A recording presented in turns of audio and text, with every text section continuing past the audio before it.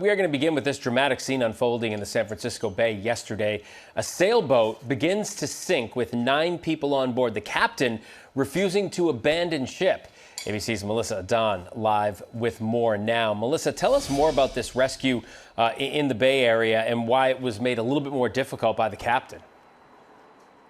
Sure, Phil. So absolutely 9 people. That was the distress call. The San Francisco Bay first responders rushing over to make that rescue mission. They were able to successfully get all of the other 8 adults off of that vessel. Of course, the captain hanging on. He wanted to tow the boat. That's what he was telling first responders. But you can imagine it was pretty choppy waters, it appears. And it also looks like in that area, there's another rip current and riptide warning out there, really all along the California coast. So that must have added to the challenge for those rescue crews that were on jet skis and that were trying to safely make sure everyone was alive and okay. On the positive note, everyone made it out all right. They all had life jackets on. That was key. And what we're learning more about the vessel is that it is owned by a local sailing club that essentially teaches high school girls how to sail.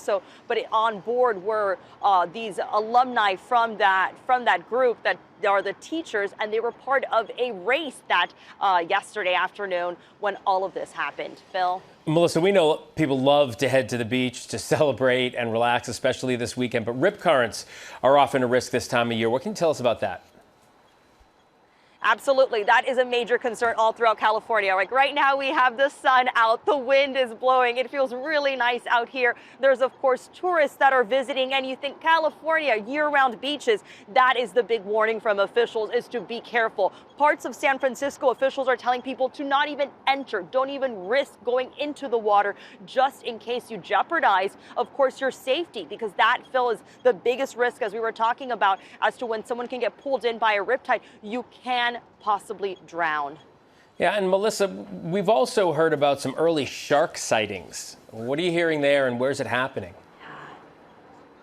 Yes, that's always has everyone on the edge of our seats, right? We had recently seen one of the reports from Massachusetts not too long ago. And then what we're hearing is ways to help combat that, right? Over in New York City's Mayor Eric Adams, he was putting out some of these drones, this technology that they were to help out basically anyone who was out in the waters, but also technology to help spot any possible sharks, so any shark sightings. So that is really, really interesting and really cool for some of that to, of course, some of that technology to evolve, because it will definitely help us keep us all out here safer. Yeah, interesting and cool as long as they keep their distance. Melissa, Don, thanks so much. Enjoy the weather.